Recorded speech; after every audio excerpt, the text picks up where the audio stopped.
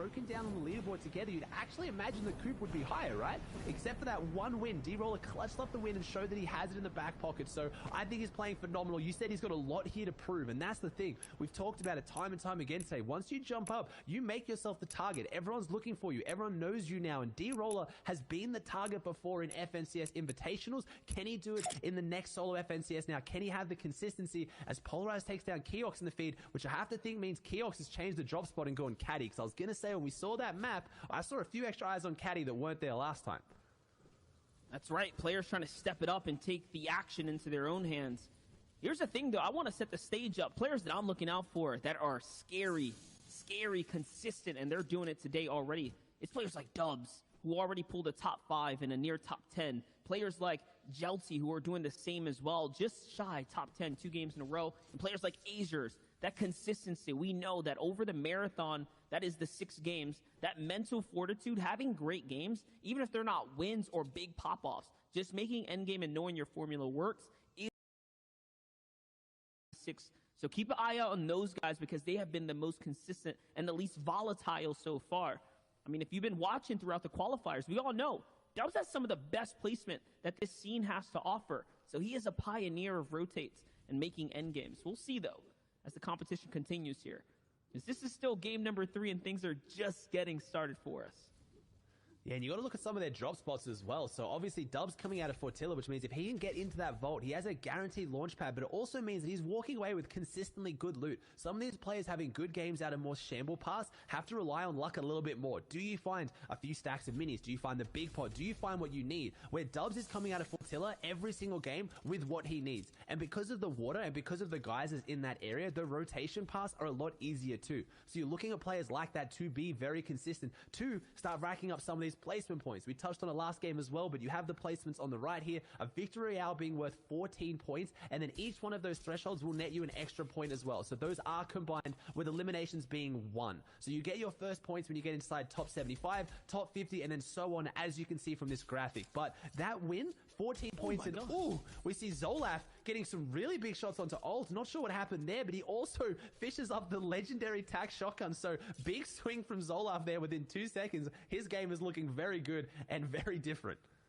Listen, I was hyped that he pulled a legendary shotgun out the water and then to be rewarded with the Elam right there. My gosh.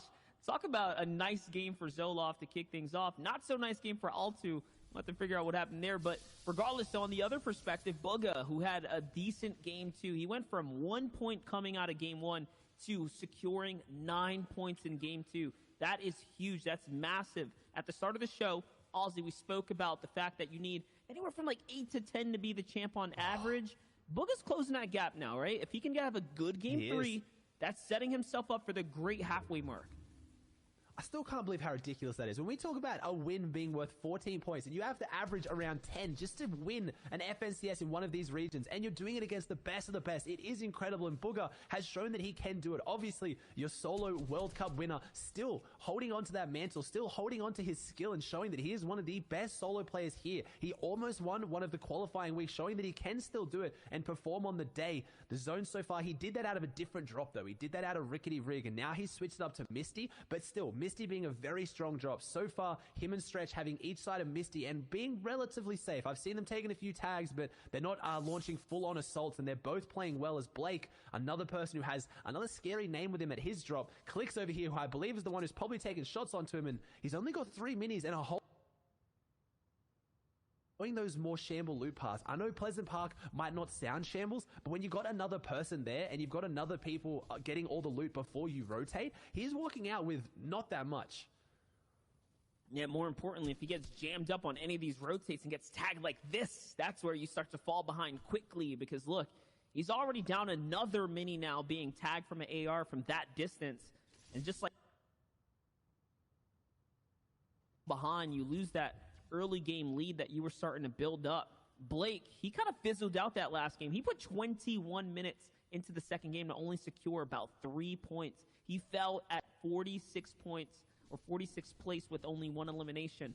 And that's after coming after the victory royale with 6 elims. So he's a bit volatile right now, that halfway mark, and oh my gosh, as I speak about volatility, he falls to a Headshot snipe from Stowe here. Massive. Yeah.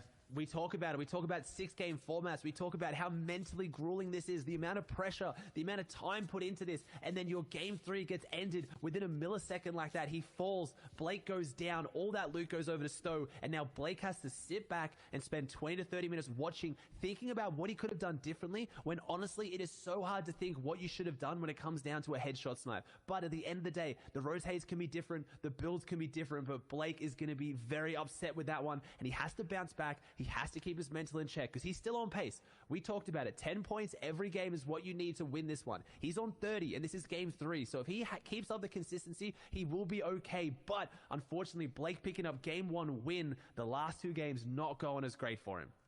And that's the rough part, right? Proving yourself, proving to the community that you're not just a team-based game player, that you can do it as a solo. He has yet to actually prove that.